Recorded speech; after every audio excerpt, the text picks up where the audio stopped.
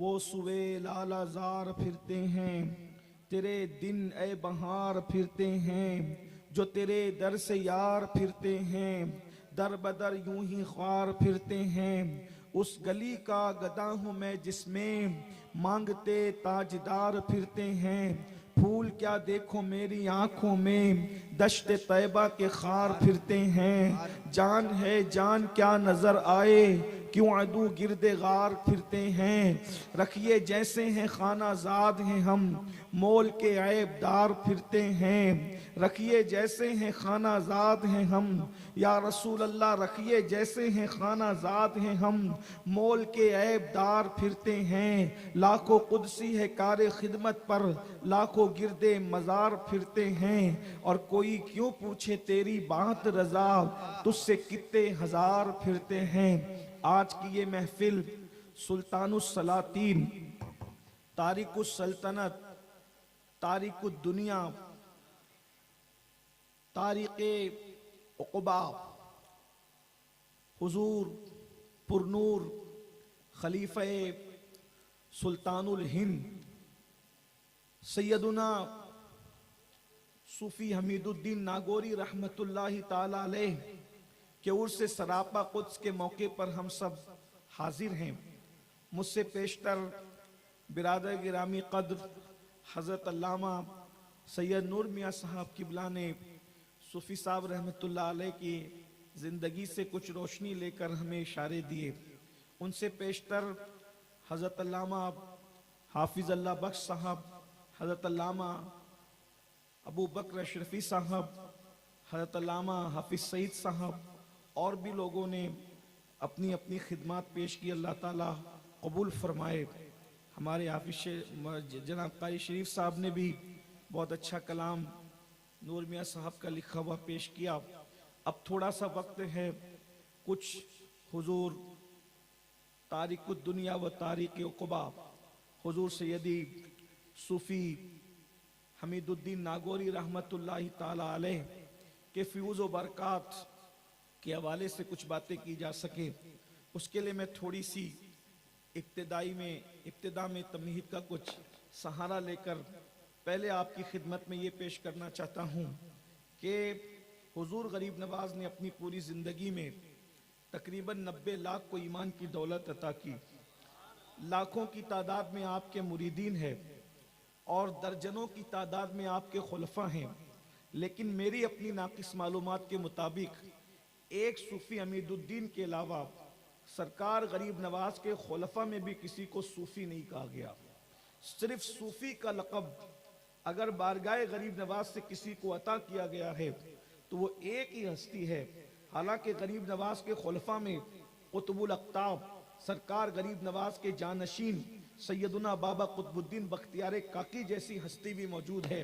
سرکار غریب نواز کے خلفاء میں حضرت فخر پاک سیدنا شہزادہ چشت و سنجر فخر الدین چشتی رضی اللہ تبارک و تعالیٰ جیسی ہستی بھی موجود ہے۔ اتنی بڑی بڑی ہستیاں ہیں اور بھی ایک طویل فہرست ہے سرکار غریب نواز کے خلفاء کی، مگر کسی کو صوفی نہیں کہا گیا۔ یہیں سے میں ایک بات آپ کے سامنے صوفی بزرگ کے بارگاہ سے تصوف کے حوالے سے جو غلط فہمی ہے اس کا ازالہ پیش کرنا چاہتا ہوں، اس لیے کہ 1857 کے بعد انگریزوں کی میز سے جتنے نوزائیدہ فرقے پیدا ہوئے ہیں سب نے اگر ٹارگٹ کیا ہے تو تصوف کو ٹارگٹ کیا ہے۔ اس کی وجہ یہ ہے کہ تصوف جو ہے اسلام کا مغز ہے، اسلام کا گودا ہے۔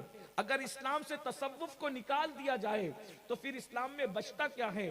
اسی لیے اسلام دشمن طاقتوں نے ہمیشہ ٹارگٹ جو ہے وہ تصوف کو کیا ہے۔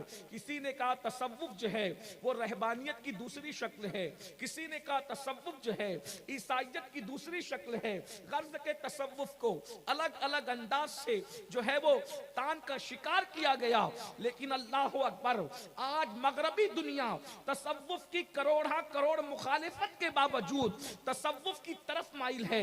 आज हमारी नई नस्ल भी तसव्वुफ की तरफ माइल है और तसव्वुफ के नाम पर दुनिया लूट रही है, दुनिया को लूटा जा रहा है। असल तसव्वुफ क्या है अगर आपको समझना है तो सूफी बुजुर्ग के आस्थाने से समझें कि तसव्वुफ किसे कहते हैं। किसी ने कहा हाथों में आसा लेने का नाम तसव्वुफ है, किसी ने कहा चाहे वो तहबत पहनने का नाम तसव्वुफ है, किसी ने कहा दो पल्ली टोपी पहनने का नाम तसव्वुफ है, किसी ने कहा चार तर की टोपी पहनने का नाम तसव्वुफ है, किसी ने कहा खाने को तर्क करने का नाम तसव्वुफ है, किसी ने कहा गारों में बैठने का नाम तसव्वुफ है। लेकिन आइए अल्लाह अकबर, तसव्वुफ की तकरीबन तारीफात ये तो वो है जो लोगों ने अपने अपने अंदाज से बकवासात बके हैं, लेकिन जिन्होंने वाकई तसव्वुफ की तारीफ बयान की है उसमें तकरीबन कमोबेश 10,000 अक़वाल मिलते हैं।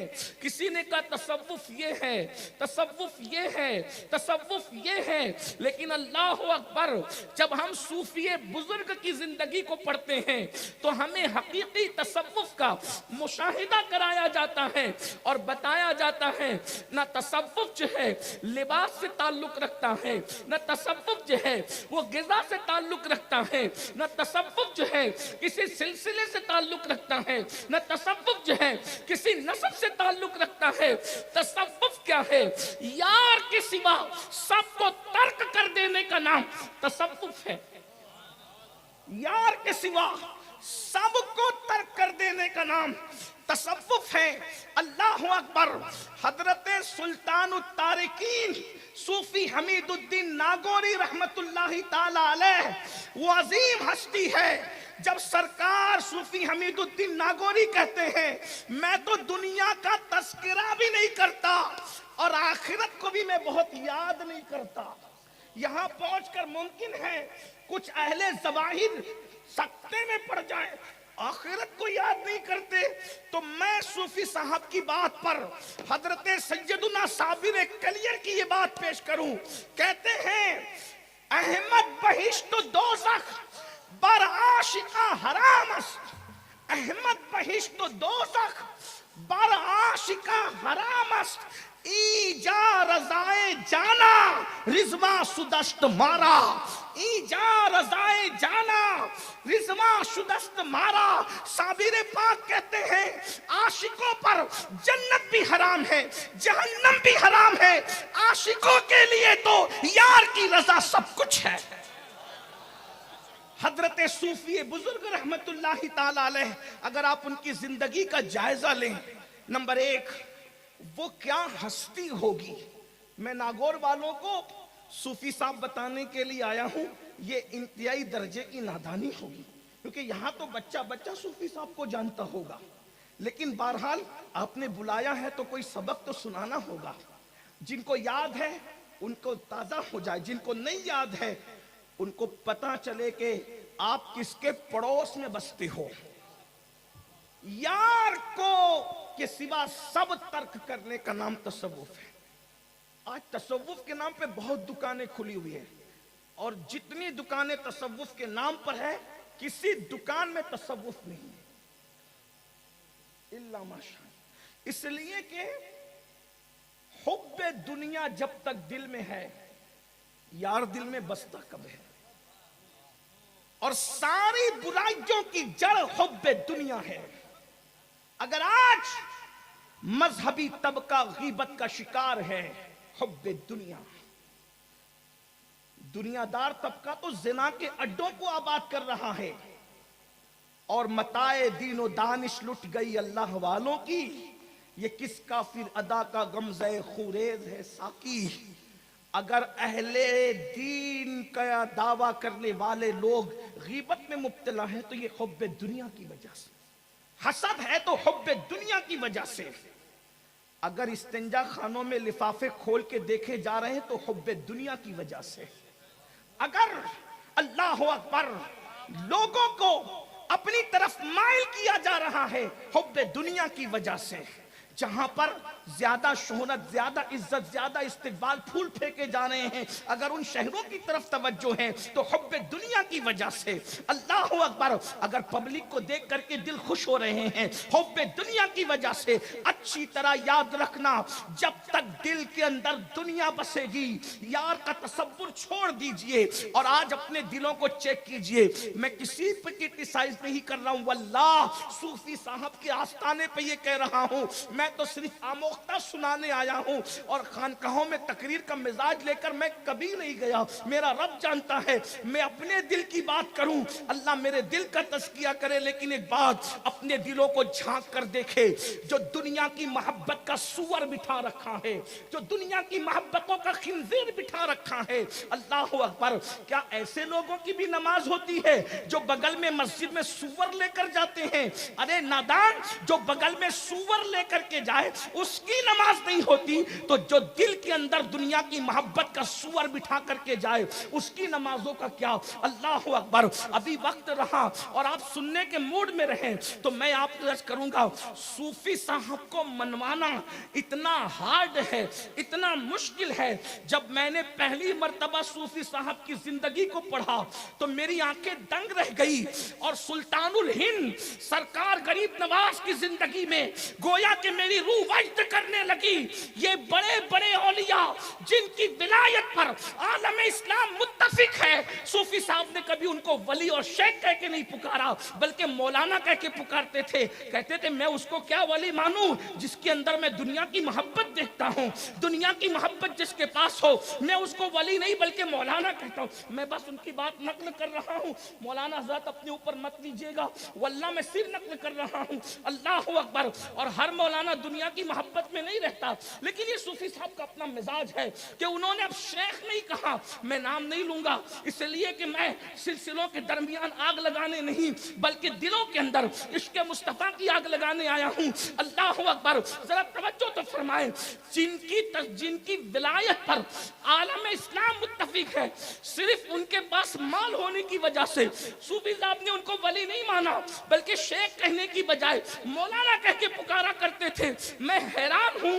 سرکار شیخ الشیوخ شیخ شہاب الدین سہروردی رضی اللہ تعالیٰ جیسی ہستی، جس کے بارے میں غوث پاک فرماتے ہیں کہ شہاب الدین سہروردی وہ ہیں کہ میرے بعد اب بغداد میں بلکہ عراق میں سب سے آخری جو بزرگ ہوا ہے، اب شہاب الدین کے بعد قیامت تک شہاب الدین جیسا ولی عراق کی سرزمین کبھی نہیں دیکھ سکتی۔ حضرت صوفی صاحب ان سے اتنا متاثر تھے کہ اپنے مریدوں کو کہتے تھے اگر کچھ پانا ہے تو عوارف المعارف کا مطالعہ کرو۔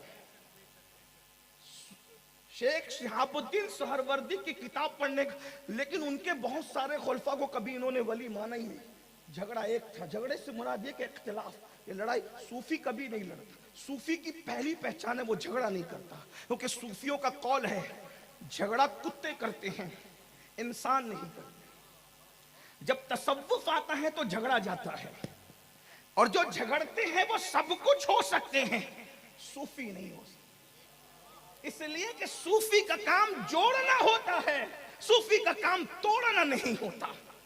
جو توڑتے ہیں وہ کبھی صوفی نہیں ہوتے، یاد رکھنا۔ لیکن یہاں پر ان مسلک کو جوڑنے کی بات نہیں کر رہا ہوں جن کو جڑنے سے صلح کلیت جنم لیتی ہے، نہیں، ان کو نہیں، بلکہ دودھ میں دودھ کو ملانا یہ کمال ہے، لیکن دودھ میں پانی کو ملانا یہ چٹنگ بازی ہے۔ تو میں دودھ میں دودھ کو ملانے کی بات کر رہا ہوں، کیونکہ جب دودھ دودھ سے ملتا ہے تو پھر جو ہے وہ فیض عام ہوتا ہے، کثرت ہوتی ہے، لیکن دودھ میں پانی ملتا ہے تو چٹنگ ہوتی ہے۔ اس لیے میری بات کا مفہوم مخالف مراد مت لینا، ورنہ میرا مسلک تو 2 اور 2 + 4 کی طرح بالکل واضح ہے۔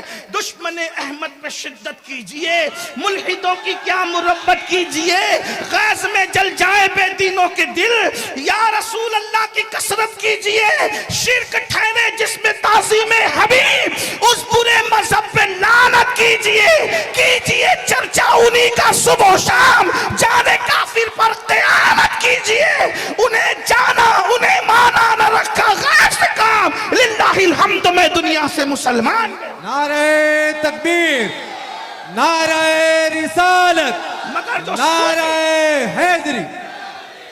صوفی کبھی توڑنے کی بات نہیں کرتا صوفی. لیکن میں جب حضرت صوفی حمید الدین کی زندگی، بہت پڑھا لکھا تو نہیں لیکن تھوڑا بہت پڑھا، تو مجھے پتا چلا کہ جو اتنے بڑے بڑے کو ولی نہ مالے مولانا کہہ کے گزر جائے، جس نے غریب نواز کو اپنا مرشد مانا ہوگا، اے میرے مرشد غریب نواز تمہاری عظمتوں پہ قربان، جو لوگوں کو اپنا مرید نہ سمجھنے کے لیے تیار ہو، ایسے شخص نے جب آپ کو پیر مانا ہے تو مرشد واللہ، پھر تمہاری عظمتوں کو کروڑوں سلام ہو. اللہ اکبر. غریب نواز کی ہستی کیا ہوگی جن کے غلاموں میں صوفی صاحب جیسے لوگ موجود ہیں. کیسا صوفی، کیسا صوفی جس کی بیوی کو دوپٹہ نصیب نہ تھا. میں تو مخدومہ خدیجہ کو یہ کہنے پہ مجبور ہو گیا کہ اور عورتیں رابعہ پہ رشک کرتی ہے. جو میں نے خدیجہ مائی کی زندگی کو پڑھا تو میں اس نتیجے پہ پہنچا کہ اگر رابعہ حیات ہوتی تو خدیجہ مائی کی زندگی پہ رابعہ رشک کرتی. میں اپنے جملوں کا خود ذمہ دار ہوں واللہ. اس کی وجہ یہ ہے، ارے رابعہ بڑی صوفی اور کلندرہ تھی لیکن دوپٹہ تو موجود تھا. مگر مائی خدیجہ کے حال یہ ہے کہ انہوں نے خدا کی محبت میں بغیر دوپٹے کے، بلکہ یہ نہیں کہ کھلے سر رہی، دوپٹہ نہیں تھا پھر بھی اپنے فراق کے دامن کو دوپٹہ بنا کر ایک مرتبہ پھر جو ہے نفس یزید کو کچل کر کوفہ میں سیدہ زینب کی سنت کو از سر نو زندہ کر کے بتا دیا ہے کہ اگر رابعہ ہوتی تو خدیجہ کی زندگی پہ رشک کرتی نظر آتی. حضرت مائی خدیجہ کی عظمت کا عالم کیا ہے. اللہ اکبر. اور پھر شوہر کو یہ مشورہ دینا، بادشاہ وقت ایک شہر اور 5 صدر یعنی 500، اس زمانے میں 500 دے رہا ہے تو کہتی ہے کیوں لیتے ہو؟ کیونکہ میں نے سوت کاٹ رکھا ہے، اگر اس کو بیچ دوں گی تو میرا دوپٹہ بھی بن جائے گا اور آپ کی تہبند بھی آ جائے گی. ذرا غور تو فرمائیں جن کے تزکیے کا یہ عالم ہے. حضرت صوفی بزرگ نے پوری زندگی میں کبھی کسی سے نظر قبول نہیں کی، کبھی نظر قبول نہیں کی، لیکن کچھ لوگوں کی قبول کی تو یہ کہہ کر کہ ڈر. دیکھو صوفی کا ذہن کہتے اگر ان کی نظر قبول نہ کروں تو دل ٹوٹنے کا خوف ہوتا ہے، دل نہ ٹوٹ جائے اس لیے کچھ لوگوں کی نظر کو قبول کرنا پڑتا ہے. یہ صوفی بزرگ کا مشن ہے. آئیے میں آپ کے سامنے حضرت صوفی بزرگ کی سرکار غریب نواز کسی کی اقتداء میں جلدی نماز نہیں پڑھتے تھے. غریب نواز جو امام الہند ہے قیامت تک. ہم اقبال کے امام الہند کے قائل نہیں ہیں. اقبال تمہاری عظمتیں اپنی جگہ ہے لیکن ہم آپ کے امام الہند کو امام الہند نہیں مانتے. ہمارا امام الہند تو وہ ہے جس نے 90 لاکھ کو ایمان کی دولت عطا ہے. سبحان اللہ. جو اقبال کو مانتے وہ برا نہ مانے. اقبال کے امام الہند اور ہمارے امام الہند میں فرق یہ ہے کہ اقبال کے امام الہند پر ابھی فیصلہ ہی نہیں ہو سکا کہ وہ صرف تخیلات میں ہے یا حقیقت بھی ہے، اور جو ہمارا امام الہند ہے وہ 90 لاکھ کو ایمان کی دولت عطا کرتا ہے. اللہ اکبر. ہمارا وہ امام الہند ہے جو اللہ اکبر کٹورے میں دریا کو سموتا نظر آتا ہے.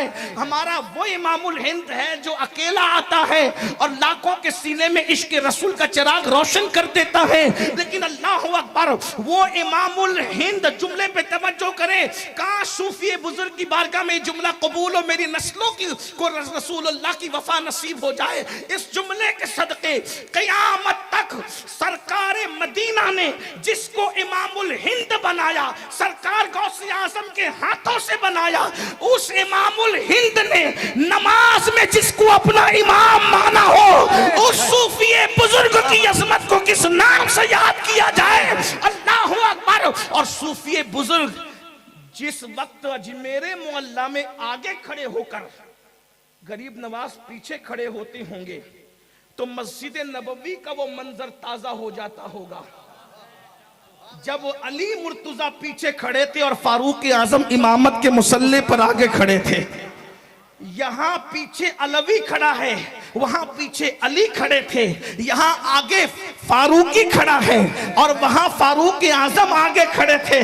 पता चला अल्लाह अकबर, अली ने ओ फारूक को इमाम माना और अलवी ने फारूकी को इमाम मान करके बता दिया कि हम निरे अहले बैत वाले नहीं है, हम तो अली वाले भी है और फारूक वाले। सुभान अल्लाह, सुभान अल्लाह।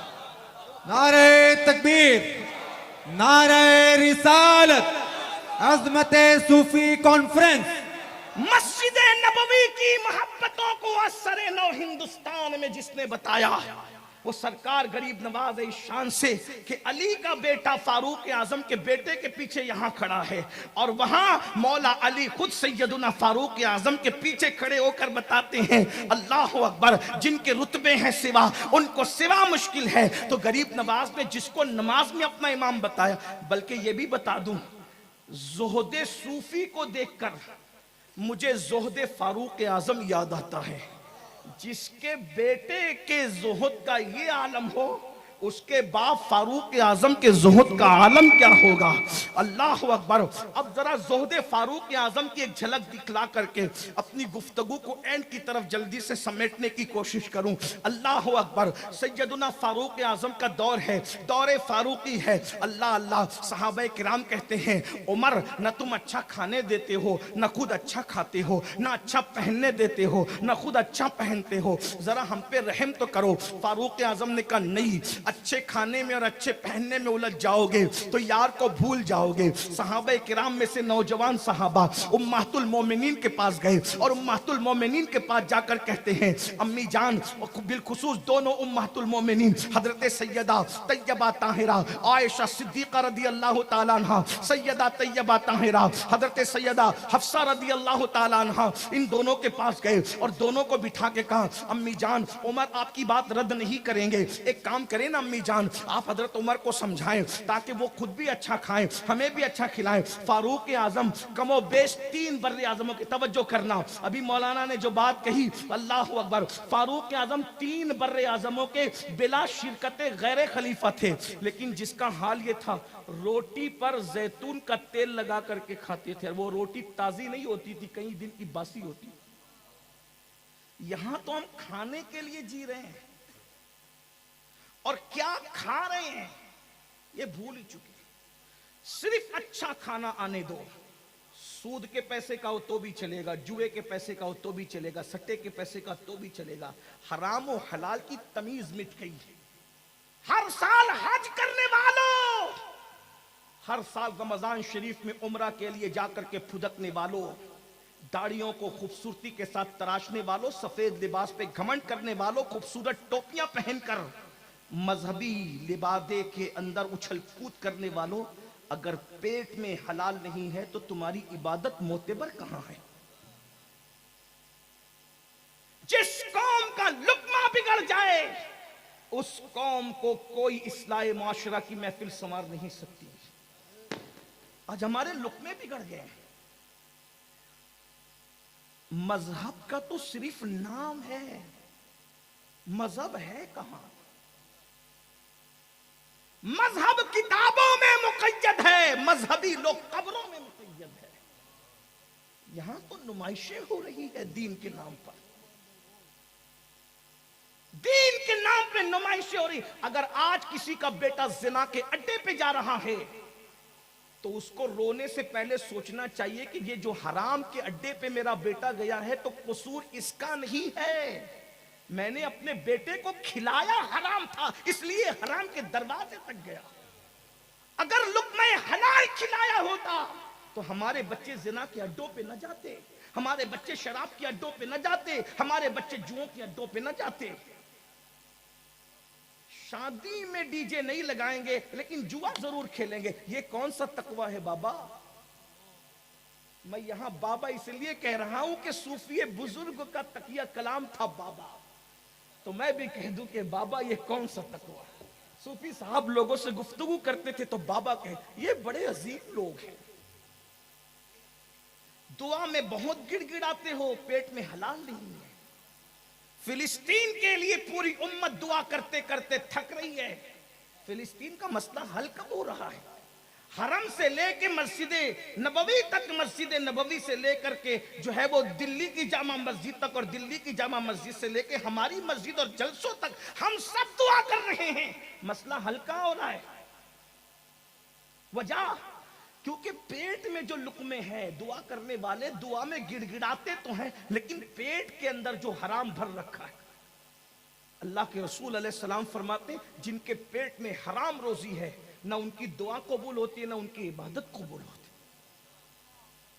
नागो शरीफ वालों, बाशनी वालों, गिरदो नवा से आने वालों, अगर अल्लाह वाला बनना है तो पहले अपना लुकमा चेक करो, अपने दिलों को चेक करो। दिलों में दुनिया की मोहब्बत बिठा, सगे भाई से हसद है, ये दुनिया की मोहब्बत नहीं है। अपने मस्जिद के इमामों से हसद है, ये दुनिया की मोहब्बत नहीं। अपने मुर्शिद ज़ादों से हसद है, ये दुनिया की मोहब्बत नहीं है। दुनिया में जब तक के डूबे रहोगे, दुनिया की मोहब्बत सारी बुराइयों की जड़ है। एक जुमला सुन ले, एक सूफी ने कहा था, सूअर खाने और शराब पीने से उतना नुकसान नहीं होता जितना दुनिया की मोहब्बत से नुकसान होता है। क्यों? इसलिए कि सूअर खाने और शराब पीने वाला अकेला बर्बाद होता है, और दुनिया से मोहब्बत करने वाला पूरी कौम को लेकर के डूबता है। दुनिया की इस्लाम ये नहीं कहता कि दुनिया छोड़ दो, ला रहबानियत फिद्दीन, दीन में रहबानियत नहीं। ये इस्लाम कहता है दुनिया में रहकर तारीके दुनिया बनो। दुनिया में रहकर दुनिया को किस तरह, जैसे इमाम गजाली फरमाते हैं, कश्ती अगर दरिया में है तो कामयाब है, लेकिन दरिया कश्ती में आ जाए तो कश्ती डूब जाएगी। ऐसे तुम दुनिया में रहो, दुनिया तुम्हारे अंदर नहीं रहना चाहिए। जेब में कितना ही रहे, दिल में ना रहे। सिद्दीक अकबर दुआ करते थे, उम्मत का सबसे पहला सूफी, उम्मत का सबसे बड़ा सूफी, अल्लाह अकबर, उम्मत को तसव्वुफ की खैरात अता करने वाला, अफजलुल बशर बादल अंबिया बितहकीक सैयदुना अबू बकर सिद्दीक की दुआ थी, माल दे, माल की मोहब्बत न दे, इज्जत दे, इज्जत की मोहब्बत न दे, शोहरत दे, शोहरत की मोहब्बत न दे, मौला सब दे लेकिन उसकी मोहब्बत न दे। सब रहे मगर दिल में तेरी याद बाकी रहे, दिल में तेरी मोहब्बत रहे। अल्लाह अकबर, सैयदुना सिद्दीक, इसीलिए तो पूरा माल दे दिया, पूरा माल दे दिया और टाट पहन लिया, इसलिए कि खुरदुरा लिबास ये सूफियों की पहचान है। जिसने यार की मोहब्बत में सबसे पहले टाट और गुदड़ी पहना है, उस सूफी को सिद्दीक अकबर कहते हैं। ये सब उन्हीं की नकल कर रहे हैं, उन्हीं के रास्ते पे चल रहे हैं। तो मैं अर्ज करने लगा था, क्या दुनिया की मोहब्बत से किनारा कश हुए, सरकार गरीब नवाज ने इनको अपना इमाम बनाया, इमाम पर, और फरमाते थे कि मोइनुद्दीन और हमीदुद्दीन अलग नहीं है। क्या जुमला है! फनाइयत का दर्जा क्या था सूफी बुजुर्ग का! फरमाते थे कि मोइनुद्दीन और हमीदुद्दीन अलग नहीं है। ये फनाइयत थी हजरत सूफी बुजुर्ग के पास। एक मर्तबा दिल्ली बुलावा आया। अब बात, एक दो बात में बात समेट लूंगा क्योंकि मुझे सफर के लिए जाना। एक मर्तबा दिल्ली बुलावा आया, एक बड़ा मसला था। मसला ये था कि एक बुजुर्ग ने दूसरे बुजुर्ग पर हसद की वजह से इल्जाम लगाया। अब नाम तो दोनों बुजुर्ग का नहीं लूंगा क्योंकि मेरे लिए तो दोनों ही बुजुर्ग हैं। जिनको तहकीक करना है तो फिर वो किताबें देख ले तो दोनों के नाम पर। वैसे मेरी कौम को नामों का तजस्सुस बहुत है, काम चल जाए भाई, नाम छोड़ो, कुछ हम अपनी इस्लाह कर रहे हैं। वो दोनों बुजुर्ग तो कामयाब हो गए, उनका बेड़ा पार हो गया, अपना मामला भी है। तो एक बुजुर्ग ने हसद की वजह, पता चला कि हसद इतनी बुरी चीज है कि बुजुर्गों को भी बुजुर्गों पे इल्जाम लगाने पे मजबूर कर देती है। इसीलिए सरकार गौसे पाक अपने खुतबात में हसद और तकब्बुर पे बहुत गुफ्तगू करते हैं। कहते थे शैतान का घर जिसने वीरान किया है उसे हसद कहते हैं।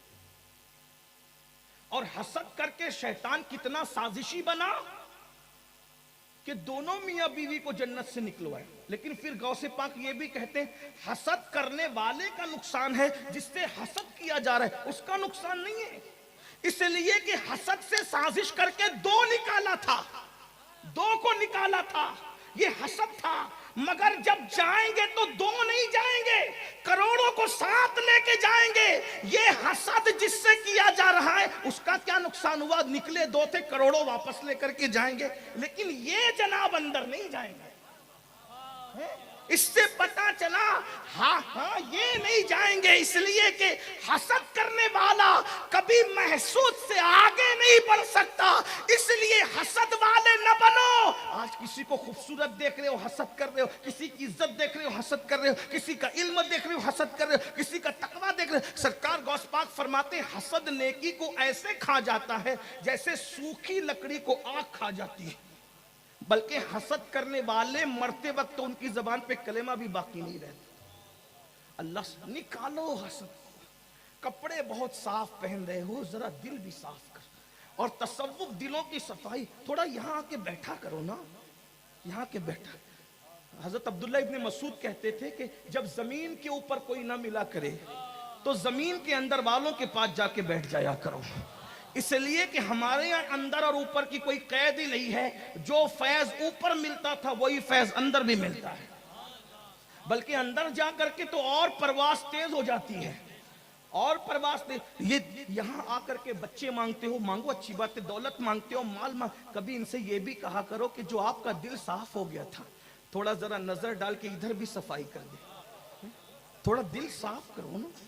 اور جب تک دل صاف نہیں ہے آپ تہجد پڑھنے کوئی فائدہ نہیں۔ میں آپ کو نمازوں سے دور کر لیں گے، لیکن یاد رکھیں دلوں کی صفائی شرط ہے۔ حضرت صوفی صحابی کا قول ہے، کہتے ہیں بغیر وضو نماز نہیں ہوتی، اصل وضو تو دل کی صفائی کا نام ہے، اصل وضو دل کی صفائی کا نام ہے، اصل غسل دل کے تزکیے کا نام ہے۔ پوری محنت صوفیہ نے، بہرحال تو ایک بزرگ نے ایک بزرگ پہ الزام لگایا، بادشاہ وقت نے دو بزرگوں کو بلایا، بھئی فیصلہ تم دونوں آ کے کرو۔ بادشاہ شمس الدین التمش کا نام سنا، انہوں نے بلایا دلی، دونوں بزرگ، اب دونوں کا نام نہیں لیتا لیکن ایک میں صوفی صاحب بھی تھے، نام بھی لیتا ہوں کیونکہ یہ فیصلہ کرنے آئے تھے، نہ الزام لگانے والوں میں تھے نہ الزام لگنے والوں میں تھے، لیکن ان کا نام لیتا ہوں۔ ایک تھے حضرت ہمارے بزرگ صوفی، بزرگ حضرت صوفی حمید الدین ناگور، دوسرے بزرگ تھے حضرت شیخ بہائے ملت والدین حضرت سیدی بہاؤالدین زکریا ملتانی۔ ہاں یہ ڈائریکٹ خلیفہ ہیں شیخ الشیوخ شیخ شہاب الدین عمر سہروردی کے۔ اب گئے تو فیصلہ تو ہو گیا، فیصلہ جس بزرگ پہ الزام لگا تھا ان پہ ہو گیا کہ وہ بے گناہ ہے، جنہوں نے لگایا تھا وہ مایوس ہو کے رہ گئے۔ اب گئے تھے تو وہاں بڑے مذاکرے ہوئے، اللہ والے ملتے تھے نا تو اس کی نہیں کرتے تھے، وہ علمی مذاکرے کرتے تھے۔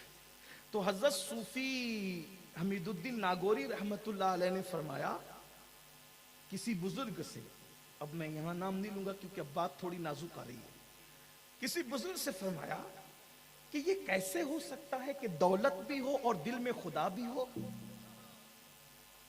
دولت بھی ہو اور دل میں خدا، اس لیے کہ دولت ہوگی تو یار نہیں ہوگا، دل میں یار کا جلوہ نہیں ہوگا، اور جہاں یار ہوگا وہاں دولت کا پیار نہیں ہوگا۔ تو چونکہ جواب دینے والے مجیب بھی بڑے علم والے تھے، اپنے زمانے کے شیخ الاسلام تھے، اور شیخ الاسلام ان کو کینیڈا اور برطانیہ نے نہیں بنایا تھا، شیخ الاسلام ان کو بنایا تھا ان کے پیر و مرشد نے۔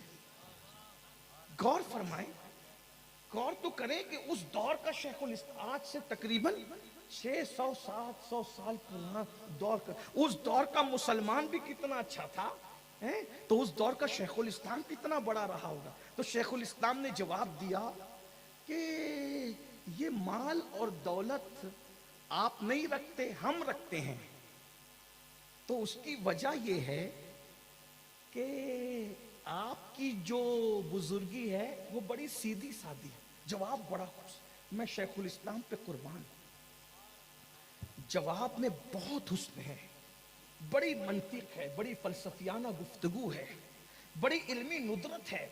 شیخ الاسلام جواب دیتے ہیں صوفی تمہاری جو بزرگی ہے وہ بہت سادہ ہے، اور جہاں سادگی ہوتی ہے وہاں نظر لگنے کا اندیشہ کم ہوتا ہے. دیکھیں تو صحیح نا, دیکھیں صحیح, سمجھنے کی کوشش کریں. میں بہت فلسفیانہ گفتگو جو انہوں نے کی تھی بہت سادہ سے لفظوں میں سمجھا, اللہ کرے سمجھ میں آئے کہ بزرگی آپ کی بہت سادہ ہے. اس لیے جو جہاں سادگی وہاں نظر لگنے کا اندیشہ نہیں ہوتا. تو آپ کی بزرگی صوفی بہت سادہ ہے, تو آپ کو نظر لگنے کا خوف نہیں ہے. ہم دولت, مویشی, سونا چاندی, مال دولت اس لیے رکھتے ہیں کہ ہماری بزرگی میں حسن کا میک اپ ہے.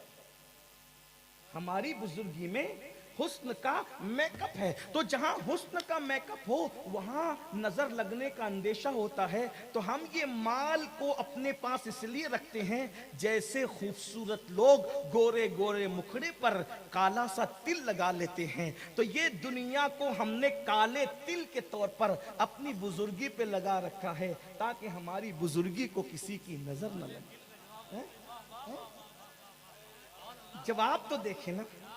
اس لیے میری گزارش ہے زیادہ عبادت کرنے والوں کو ولی مت کہو, یہ منصب اپنا نہیں ہے. وہ نیک تو ہو سکتا ہے مگر ولی ہر آدمی کے ہاتھ میں مصلی, تسبیح مصلی دیکھ کے نئی دل کی کیفیت آپ کیا جانو. حسن زن نیک ہے, اللہ والا اچھا ہے, لیکن ولی کہنے کا فیصلہ آپ نے کبھی اپنے ہاتھ میں نہیں لینا. آج کل تو ہر بندہ ولی بنا ہے. میں کیا کہوں, چھوٹے منہ سے بڑی بات ہوگی, لیکن یہ سارے خرافات آپ کر رہے ہو. قبرستانوں میں چلم پینے والے بھی تمہارے یہاں ولی ہے. ہنسنے کی بات نہیں, یہ تو رونے کا مقام ہے. جو عورتوں سے پیر دبواتے ہیں وہ بھی تمہارے یہاں ولی ہے. انگلیوں میں انگوٹھیاں ہیں 10 انگلیوں میں, وہ بھی تمہارے یہاں ولی ہے. جو انکار کرنے پر آئے ہیں وہ تو غوث پاک اور غریب نواز کو بھی ولی نہیں مانتے, اور جو ماننے پر آئے ہیں وہ شریعت کا مذاق اڑانے والوں کو بھی ولی مان رہے. ایسے لوگوں کو ولی بنا کر کے تم اپنے بزرگوں کو مشکوک کر رہے ہو. اس لیے یہ جرم اپنے سر مت لیجئے. نیک مان لو, اللہ والا مان, لیکن ولی ولی ولی پھر ولی ہوتا ہے.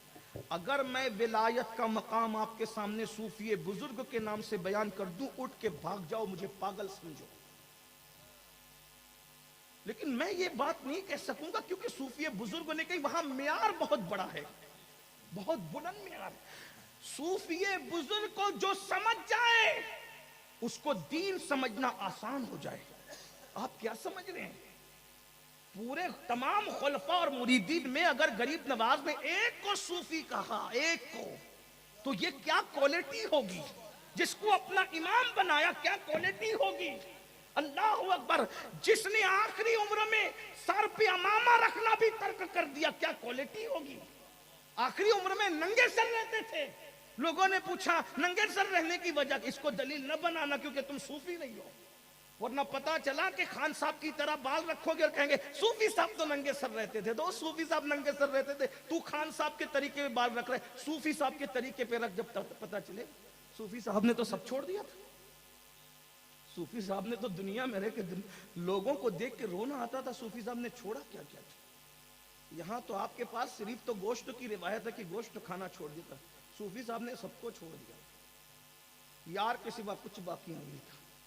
خون جل کر کے خاک ہو گیا تھا. یہ بات بچوں کو کیا بیان کروں میں, جس کے جسم میں خون نہیں خاک تھی, عشق میں جو خاک ہو گیا تھا. میں نے جب صوفی صاحب کی زندگی پڑھی تو مجھے امام کا یہ شعر نظر آیا, عشق ہو کر خاک ہو کر عشق میں. عشق میں کوئی خاک کیسے ہوتا ہے. خاک ہو کر عشق میں آرام سے سونا ملا, جان کی اکسیر ہے الفت رسول اللہ. کوئی خاک کیسے ہوتا عشق میں, یہ آستانے پر آنے کے بعد پتا چلا. ورنہ یہ شعر میرے دماغ میں تو الجھا رہتا تھا, کیونکہ امام اہل سنت کے اشعار پر میں کوشش کرتا ہوں تھوڑی بہت محنت کروں. حالانکہ میں کوئی پڑھا لکھا آدمی نہیں, لیکن کوشش کرنے میں کیا جاتا ہے. بہرحال چلیں, تو جب یہ بات ہوئی تو انہوں نے کہا میری جو بزرگی, اچھا انہوں نے بزرگی کا انکار نہیں کیا. شیخ الاسلام کہ میری جو بزرگی ہے اس کو نظر لگنے کا ڈر ہے. اور اس کے بعد ایک جواب اور دیا. صوفی صاحب چپ سے سنتے رہے. کہا اس جواب میں چٹکی تھی. चुटकी, कुछ लोगों की आदत होती है चुटकी, उन्होंने चुटकी समझते हैं ना, नहीं समझते, समझते हैं कि नहीं? हाँ है, हाँ, यानी कि आदमी के साथ ऐसी बात करना कि बात भी हो जाए, यानी यूं समझ लें, मेरे जुमले में समझ लें, एक दीवाने के जुमले में, मलंग के जुमले, ज़बा भी हो जाए और आस्तीन पर खून का धब्बा भी ना लगे, बात के बात हो जाए, लात के लात हो जाए, और फिर हमारी बुजुर्गी भी सलामत, रिंद के रिंद रहे, हाथ हाथ से जन्नत। आका अलैहिस्सलाम ने यह भी मना फरमाया। मैं हुजूर की क्या बात करूं, हुजूर अलैहिस्सलाम की सीरत पढ़ने के बाद पता चला कि हुजूर ने पूरी जिंदगी कभी अपनी आंख से भी इशारा नहीं किया किसी के खिलाफ, आंख से भी हुजूर ने इशारा, हम आंखों से इशारा करते हैं ना, हुजूर ने कभी आंख से भी इशारा नहीं किया। तसव्वुफ ये है, और हम तो लोगों के दिल छलनी कर देते हैं हंसते हंसते, जब भी मिलते हैं नया जख्म अता कर देते हैं, हंसते हंसते रिश्तेदारों के दिल छलनी करते हैं, हंसते हंसते अपने मिलने वालों के दिल, नहीं नहीं, नियत तो खुदा देख रहा है। बहरहाल शेखुल इस्लाम ने चुटकी ली, अगर शेखुल इस्लाम का पता चल जाए तो मुझे गाली मत दीजिएगा, मैं सिर्फ नकल कर रहा हूं, यहां मैं गायब शेखुल इस्लाम का जिक्र हूं, जो मेरे वल्लाह मेरे बुजुर्ग हैं, और वो सिलसिले सुहरवर्दिया में मेरे मुर्शिद भी हैं, लेकिन करूं क्या, जो लिखा है वो तो बोलना पड़ेगा ना, मेरे मुर्शिद है, और ये भी मेरे मुर्शिद है सिलसिले चिश्तिया। करम तो ये है कि मुरीद कादरी सिलसिले में है, चिश्ती, नक्शबंदी, सोहरवर्दी, रिफाई सलासिलों की खिलाफत ने इन बुजुर्गों की गुलामी का कलादा गले में डाल रखा है, और ये हमारे नसीब की बहुत बुलंदी है कि ऐसों के दर से वाबस्ता। हम तो यही कहते हैं, कोई रुसवा भी अगर मुझको कहेगा तो यूं ही, हाँ वही ना, वो गदा बंद है रुसवा तेरा, हमारी रुसवाइयों का नाम भी इन्हीं के हवाले से होगा इंशाअल्लाह। बहरहाल जल्दी जल्दी तो उन्होंने चुटकी ली, जवाब में बड़ी चुटकियों के सवाल में बहुत ज्यादा सख्ती थी, तो चुटकी तो ली उन्होंने। कहा ऐसा है सूफी ऐसा है कि ये सोना चांदी मालो दौलत सांप है, सांप वो ना पाला करे, सांप वो ना पाला करे जिसको मंत्र नहीं आता, जो मंत्र जानते हैं उनको सांप पालने में खतरा क्या है? हाँ, सांप वो ना पाला करे जिसे मंत्र नहीं आता, अरे जो मंत्र जानता है उसे सांप पालने में खतरा क्या है? अल्लाह अकबर। फिर सूफी का जवाब, अब दोनों का जवाब सुने, कहते हैं शेखुल इस्लाम जी, आखिर वो काम ही क्यों करे कि जिस पर मंत्र याद करना पड़े, वो काम ही क्यों करे कि जिस पे मंत्र याद करना पड़े? भाई क्या जरूरी है मंत्र याद करने की? कुरान पढ़ने वालों को मंत्र पढ़ने की जरूरत क्या है? ऐसा काम ही मत करो कि मंत्र याद करने की जरूरत पड़े। और दूसरे सवाल का जवाब कितना खूबसूरत दिया है, इसी पर मैं अपने जुमले मुकम्मल कर रहा हूं। अल्लाह अकबर। सूफी बुजुर्ग कहते हैं, तुम मुझसे कहते हो कि मेरी बुजुर्गी में सादगी है, इसलिए मुझे खौफ नहीं है नजर लगने का, तुम्हारी बुजुर्गी में हुस्न और खूबसूरती का मेकअप है, इसलिए तुमने काले तिल के तौर पर ये दुनिया की मोहब्बत को अपनी बुजुर्गी पे लगा रखा है। फिर कहा शेखुल इस्लाम जी, आपकी बुजुर्गी ज्यादा खूबसूरत है या मदीने वाले की बुजुर्गी ज्यादा खूबसूरत है? किसके अंदर हुस्न ज्यादा है? बादस खुदा बुजुर्ग तुई, किस्सा मुख्तसर, उनसे बड़ा बुजुर्ग कौन होगा? जहां से बुजुर्गी आदम को मिली, जहां से बुजुर्गी सुलेमान को मिली, जहां से बुजुर्गी यूसुफ को मिली, हर बुजुर्ग को बुजुर्गी वहां से मिली। जुमला कह दूं, मखलूक के अंदर हर बुजुर्ग को बुजुर्गी दामने मुस्तफा से वाबस्तगी के बाद मिली है। हत्ता के बुजुर्गी को भी जहां से बुजुर्गी मिली है वो आमिना के लाल की चौखट है। आप कहते हो हमारी बुजुर्गी को खौफ है नजर लगने का खूबसूरत, तो तुम्हारी बुजुर्गी खूबसूरत है या उनकी बुजुर्गी तुमसे ज्यादा खूबसूरत है? जब वहां पेट पे पत्थर है तो यहां दौलत क्यों है? जब वहां बगैर सिला हुआ लिबास है तो यहां दौलत का अंबार क्यों है? और कहते हैं तुम अपनी बुजुर्गी पर दुनिया की मोहब्बत का तिल लगाते हो, और वो जहां से बुजुर्गी फैज पाती है वो कहते हैं अल फक्र फखरी। मुहद्दिसीन के नजदीक ये हदीस साबित नहीं है, माजरत चाहता हूं, लेकिन सूफिया के नजदीक یہ حدیث ثابت ہے، کیونکہ اہل علم، کیونکہ میرے پیچھے جو ہے وہ دارالعلوم بھی ہے، دارالفتاء بھی ہے، صوفیہ بھی ہے، تو یہ محدثین کے نزدیک، کیونکہ محدثین جو ہے حدیث لینے کا ان کے یہاں پر ایک قانون ہے، اور وہ اس قانون پر جو بات آتی ہے وہی لیتے ہیں، جو نہیں آتی نہیں لیتے۔ وہ لوگ اس نے اس سے کہا، اس نے اس سے کہا، اس نے اس سے کہا، بس بات اسی پر آتی ہے۔ لیکن صوفیہ کے یہاں حدیث لینے کا محدثین کے علاوہ ایک طریقہ اور ہے کہ وہ ڈائریکٹ صاحب حدیث سے پوچھ لیتے ہیں آپ نے یہ کہا ہے کہ نہیں کہا ہے۔ اس لیے بہت ساری روایتیں محدثین کی کتاب میں نہیں ہیں، لیکن بہت ساری روایتیں صوفیہ کی کتاب میں ہیں۔ اس لیے میں کوئی مناظرے کا دروازہ کھولنے نہیں آیا۔ الفقر و فخری کشف المحجوب میں بھی ہے، قوت القلوب میں بھی ہے، اسی کے ساتھ غریب نواز کے یہاں بھی ہے، صوفی پاک کے یہاں بھی ہے۔ بہرحال انہوں نے کیا کہا پتہ ہے کیا کہا کہ آپ تل لگاتے ہو، وہاں تل کی ضرورت نہیں، ان سے زیادہ خوبصورتی ہے جو کہتے ہیں الفقر و فخری۔ حالت کیا ہے وہاں؟ ایک دن صرف 2 درہم گھر میں بچے رہ گئے، نیند نہیں آ رہی، نیند نہیں آ رہی، حضور کو نیند نہیں آ رہی۔ جو ہر بے چین دل کا چین ہے اس کو آج بے قراری ہے۔ ہمارے پاس دولت نہ ہو تو ہم بے چین رہتے ہیں، اور وہاں دولت ہے تو بے چین، وہ بھی کتنے؟ 2 درہم، 2 درہم ہے۔ کروٹ بدلتے کہتے ہیں عائشہ گھر میں کچھ ہے؟ کہاں 2 درہم ہے، کہا نکال کے صدقہ کر دو۔ میں اس حالت میں اللہ سے ملنا نہیں چاہتا کہ میرے پاس 2 درہم۔ اور دنیا نے دیکھا پوری کائنات کو تقسیم کرنے والے رسول کا جس دن وصال ہوا، اس دن رسول اللہ کی ذرا ایک یہودی کے گھر میں جو ہے وہ رکھی ہوئی تھی۔ اللہ اکبر، وہ بھی کس عالم میں رکھی ہوئی تھی جس کو گروی رکھنا کہتے ہیں، گروی رکھی۔ کیوں رکھی تھی؟ اپنے لیے نہیں، کسی سائل کا سوال پورا کرنے کے لیے رسول اللہ کی ذرا ایک یہودی کے یہاں گروی رکھی ہوئی تھی۔ عثمان غنی جیسا شخص جس کا داماد ہو، ابو بکر صدیق جیسی ہستی جس کا غلام ہو، ایسے بڑے بڑے لوگ، اس کے باوجود بھی رسول اللہ کے فقر کا یہ عالم ہے، کائنات کو عطا کر رہے ہیں، اور خود کے گھر کی کیفیت کیا ہے؟ اللہ اکبر۔ تو بہرحال میں بات آگے بڑھانے سے پہلے پھر بات سمیٹ لوں تو امہات المومنین کو صحابہ کرام نے کہا کہ آپ فاروق اعظم کے پاس چلے اور ان کو منا لے کہ اچھا کھاؤ، اچھا کھانے دو، اچھا پہنو، اچھا پہننے دو تھوڑا۔ یہ امہات المومنین آئی اور فاروق اعظم سے کہا لوگوں کی خواہش ہے کہ اچھا کھانے دو اور اچھا کھاؤ، اچھا پہنو اور اچھا پہننے دو۔ تب فاروق اعظم نے دونوں کو بٹھا کے کہا کیا اتنی جلدی آپ لوگ بھول گئی حضور کی سیرت کو؟ کیا تمہیں نہیں پتا کہ رسول اللہ کے دسترخوان پر 2 سالن ایک ساتھ جمع نہیں ہوا؟ سرکہ ہوتا تھا تو سالن نہیں ہوتا تھا، اور سالن ہوتا تھا تو سرکہ نہیں ہوتا تھا۔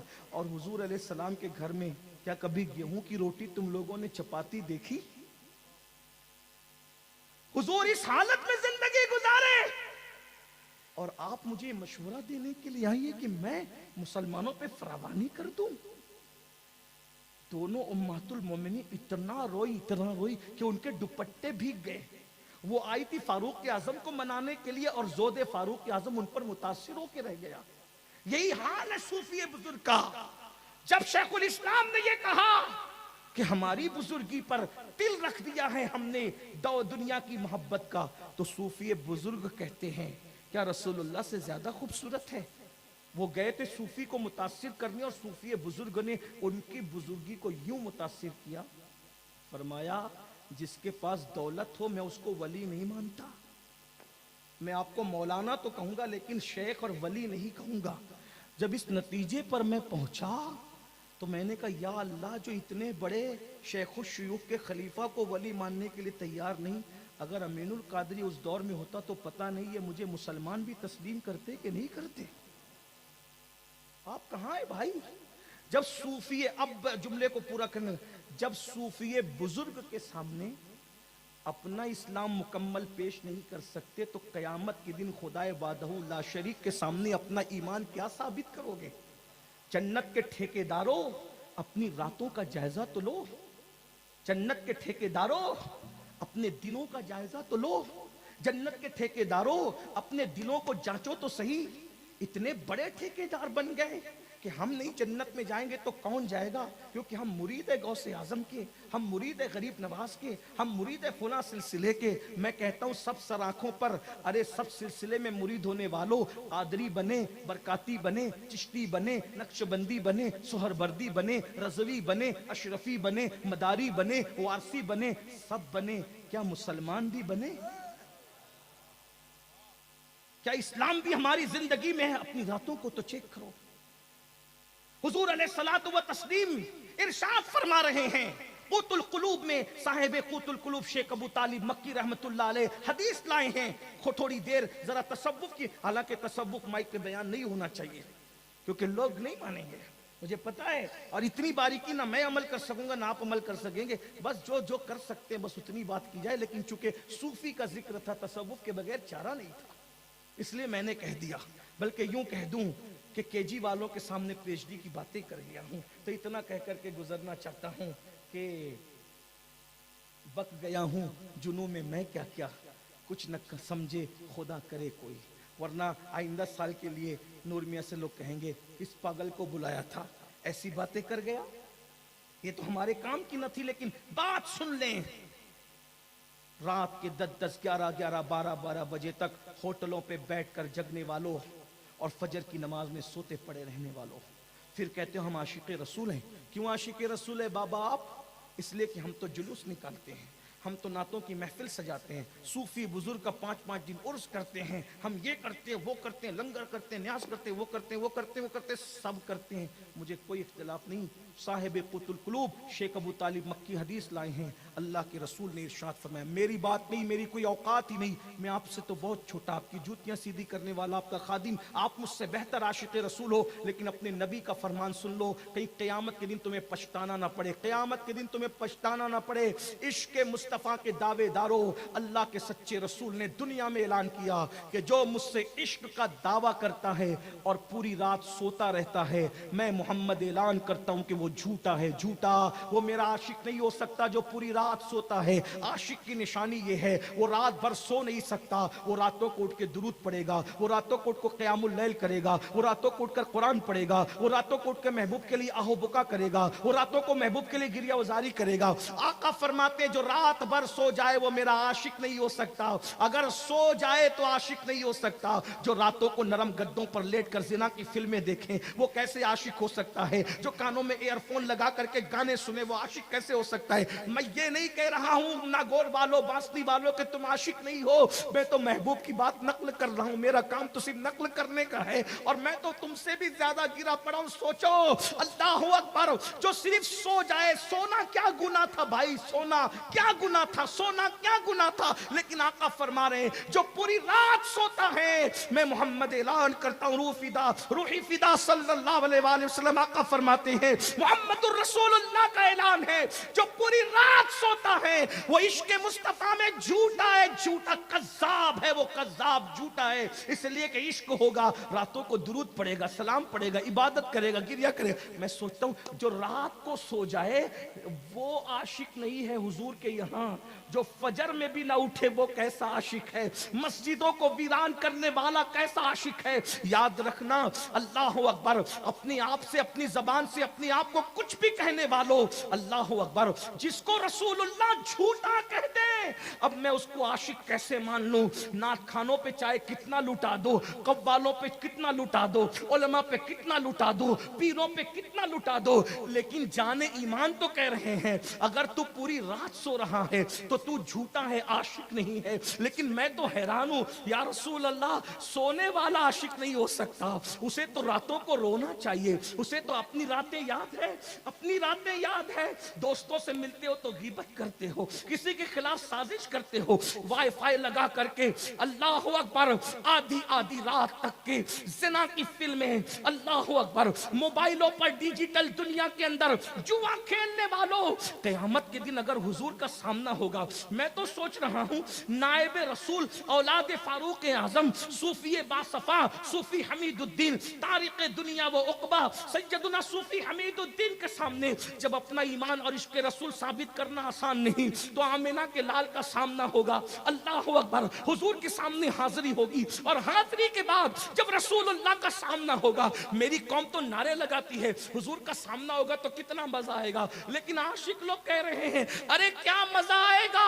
ان سے آنکھیں چار ہوگی اور اللہ نہ کرے وہ کہیں منافق او دجال مجھ سے عشق کا دعویٰ کرتا تھا اور ہیرو کی تصویر تیرے موبائل کے اسکرین پر لگی رہتی تھی, تو جوے کا دھندا کرتا تھا, تو شراب کا دھندا کرتا تھا, تو رات کے 3 بجے تک زنا کی فلمیں دیکھتا تھا, گندی پکچریں دیکھتا تھا. میرے بھائی بتانا تیرا کیا بنے گا. ارے صحابی رسول اگر مسجد سے اونچی عمارت بنا لے تو نبی ان کے سلام کا جواب نہیں دیتے اور بلکہ چہرہ پھیر لیتے.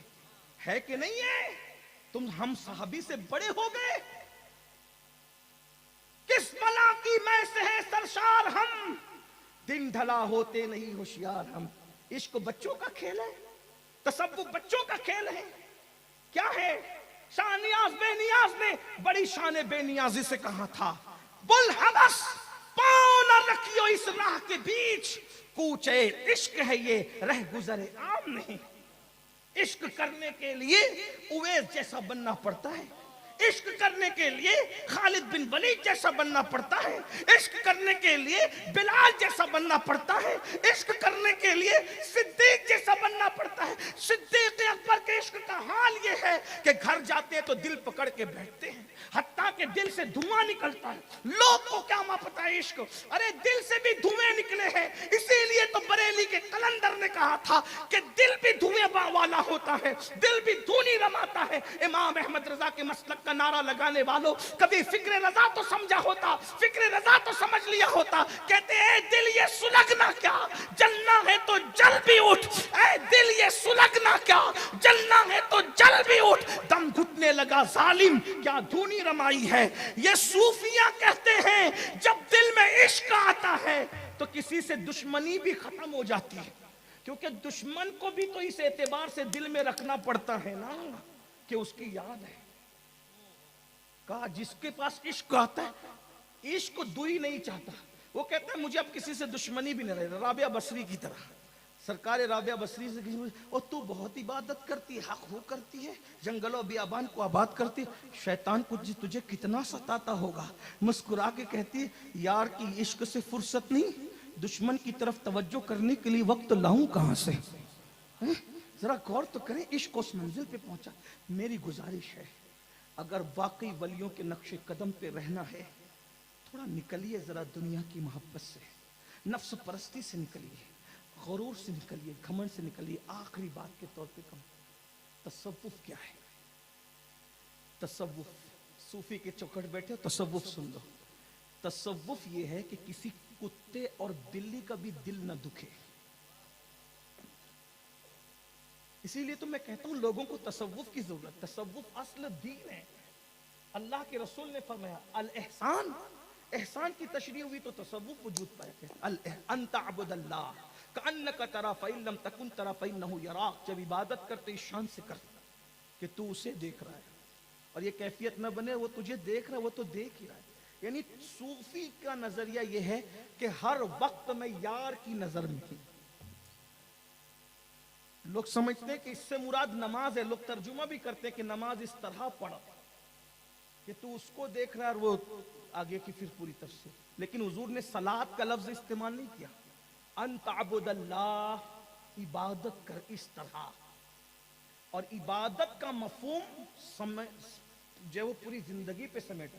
جگر کو سمجھ میں آ گیا, ہمیں کو سمجھ میں. جگر کہتے ہیں محو تسبیح ہی تو سب ہے مگر ادراک کہاں. محو تسبیح ہی تو سب ہے مگر ادراک کہاں. زندگی خود ہی عبادت ہے مگر ہوش نہیں. پوری زندگی عبادت ہے. تو زندگی کے ہر لمحے میں یار کا طرف وہ دیکھ رہا ہے, وہ تو دیکھ ہی رہا. بس آخری بات کے طور پر صوفی کیسا ہوتا ہے. صوفی, اچھا صوفی ہونے کے لیے صوفی کہلانا ضروری نہیں, صوفی بن جانا ضروری. صوفی بہت بڑے صوفی گزرے ہیں.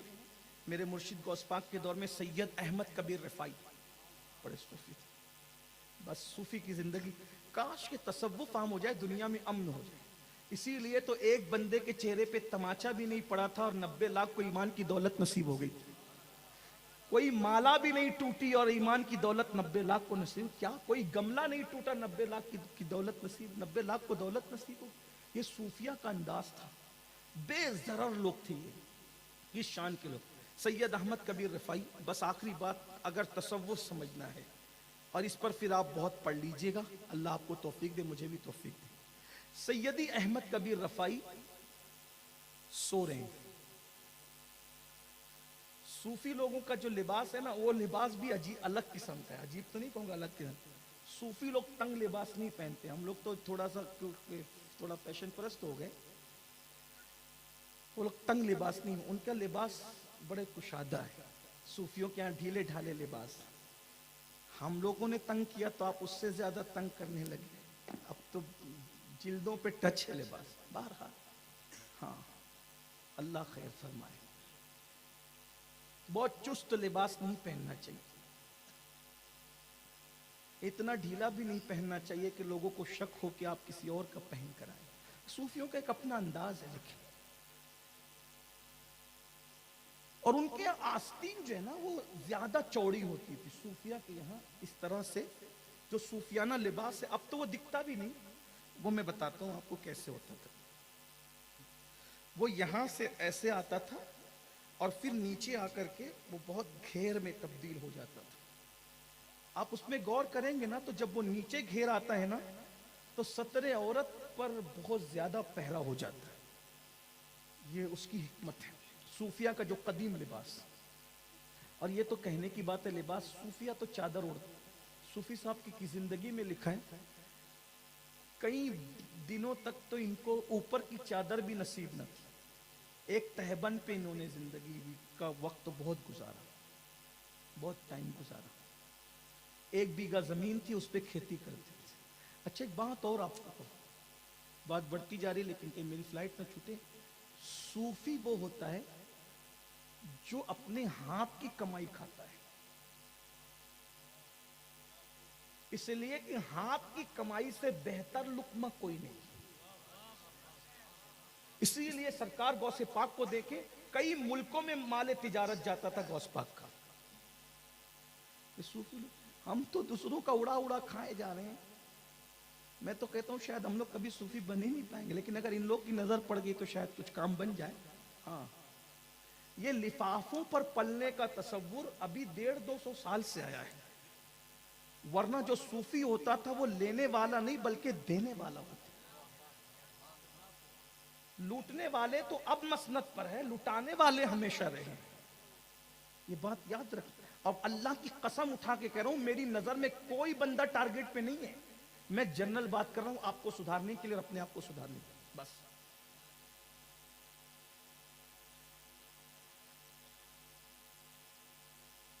حضور سیدی احمد کبیر رفاعی رضی اللہ تعالیٰ عنہ، آنکھ لگ گئی. وہ چوڑی چوڑی آستین، وہ اس طرح سے ادھر سے تنگ ہو کر کے ایسے کھلتی تھی آستین، بڑی آستین. آستین چوڑی ہوتی تھی صوفیہ کی. آپ سو رہے تھے، اس آستین پر بلی سر رکھ کر سو گئی. دیکھیے یہ صوفیہ ہے. اگر مدرسے میں تصوف آ جائے اور خانقاہوں میں مدرسہ چلا جائے تو ہمارے اچھے دن لوٹ آئیں گے. ہمارے اچھے دن پارلیمنٹ سے لوٹ کر کے نہیں آئیں گے. ہمارے اچھے دن خانقاہ اور درسگاہ کے مجمع البحرین سے لوٹ کر کے آئیں گے، جس میں حمید الدین جیسا فاضل بھی ہوگا اور حمید الدین ہی صوفی بھی ہوگا. تمہیں پتا ہے کتنے بڑے فاضل ہیں کہ ناگور شریف کی سرزمین پہ بیٹھ کے علم حدیث کا درس دیتے. ایک صاحب آگے کہا مجھے تصوف پڑھاؤ، تو کہا علم حدیث پڑھانے میں اتنا بیزی ہو گیا ہوں کہ ابھی مجھے تصوف کا درس دینے کا ٹائم نہیں. اور ایک بات یہ بھی بتا دوں، کیا راز کی بات کہی. پہلی بات، تصوف کا درس ہوتا ہی نہیں ہے، اس لیے کہ تصوف قال کا نام نہیں ہے، تصوف حال کا نام ہے. جب کوئی اس قدر دل والا ہو جاتا ہے تو اس کے دل میں انڈیلا جاتا ہے تصوف.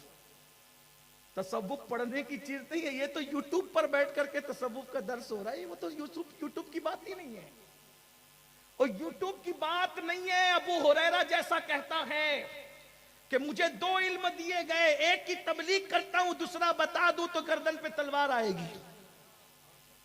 تو جہاں ابو ہریرہ مدرس نہیں بنتے, وہاں یہ یوٹیوب والے کب سے مدرس بن گئے تصوف کے؟